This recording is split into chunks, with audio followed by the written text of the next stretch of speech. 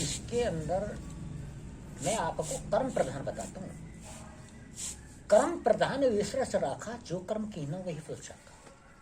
और करनी करके क्यों डरे, क्यों करके पछताए, तू पेड़ बोए बबूल पे तो आम कहाँ सीखा। और कर्मण ने वाधी का रस्ते, माँ फरेशु कदाचन, माँ कर्म फल हेतु भूर्मा शेषंगो स्तक तक कर्माणी। यह गीता के अंदर कहा है कृष्ण।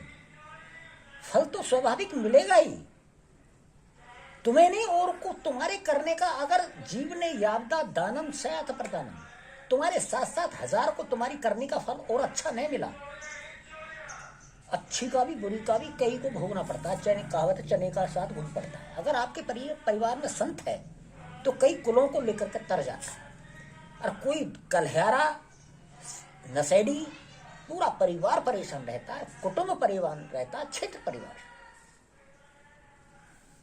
दुख कष्ट तो देता है। नींद हराम करेगा, वैसे करेगा, टेंशन देगा, तुम तप कर रहे हो पूजा, उसमें भी व्यवधान आता है, तो दिक्कत ही करता रहेगा। तो अब सरकारी स्कूल के अंदर बिल्कुल वो था। इसके अंदर लोगों ने रात पौधे फाड़े, वैसे फिर रात को भी सोया मैं, और एक मेरे अंदर जुनून सा था कि मैं इसमें पौधे करके छोड़ूंगा। कई बार लगाए, फाड़ दिए जन्मदिन पर, जैसे कई ने लगाए, अब राजनाथ भी लगा गए मुख्यमंत्री, वो भी फाड़ फूड़ करके। तो मैं रात को फिर सोने लगा इसमें। 3 साल सोआ पेड़ पर वैसे, फिर उनकी भी कुछ मानसिकता वैसे घट गई, और पौधे बेटे, और आज इसको। अब जब मैं सेवा करता हूं तो उसका फल ईश्वर देता है, वर्चस्वी बनता है। कितने प्रधान आए, कितने चले गए, 4-5 प्रधान चले गए जब से, और कितने हेडमास्टर चले गए। लेकिन जो भी आता है, जो भी कहता है, करनी कहीं जाती नहीं है, याद उसी को किया जाता है। जो भी आता है वो मुझे पूछता है। जबकि सरकार का इतना पैसा तनख्वाह में खर्च होता है, शिक्षकों की में इतनी बिल्डिंग बनाई, सरकार ने बनाई, सारी कार्य समिति जो भी कुछ है सरकार के तक कोर्स से आ रहा है, सरकार को कोई नहीं पूछ रहा। क्यों नहीं पूछ रहा? उसका कारण है क्योंकि वह एक ऐसा पैसा है, राजकोष का पैसा खून होता है।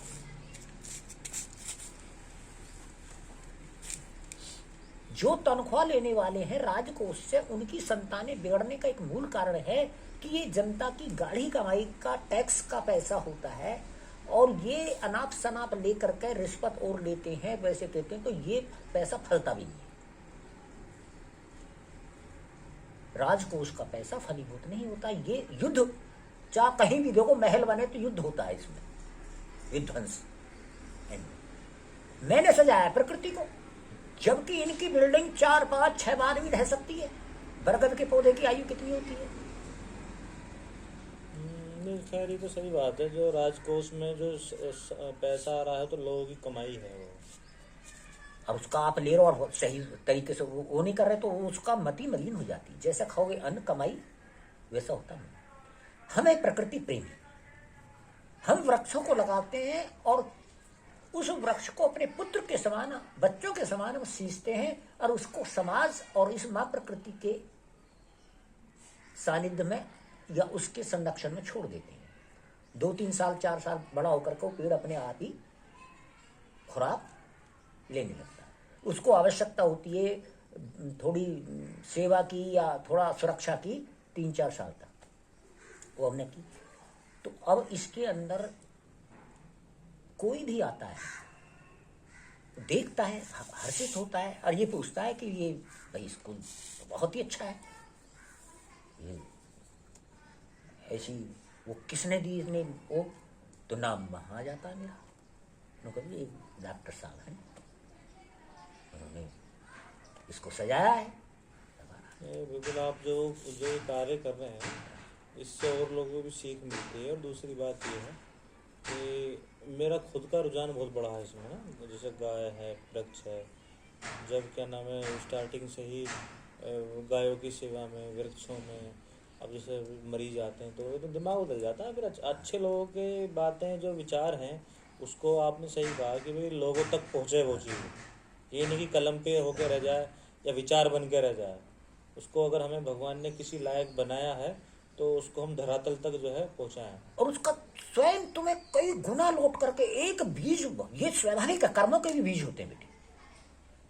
जैसा बीज बोगे आपको करोड़ों गुना वही आवाज ध्वनि मारो तो वो लौट करके आपके पास आएगी, वही चीज आपके पास आएगी।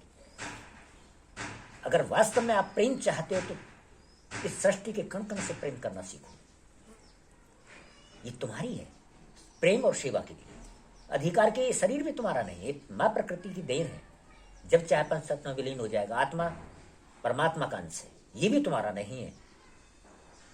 तुम तो एक यहां क्रीड़ा करने आए हो, खेलो, ढंग से खेलो। ये फील्ड तुम्हें दिया है, ताकत उसने दी है, वो जब चाहे जब छीन ले। अरे तुम्हें ताकत भी दे रहा है, फील्ड भी दे रहा है, कलाएं भी दे रहा है, सारी सामग्री दे रहा है, और तुमसे खेला नहीं जा रहा। आया कर कहीं बैठे हो।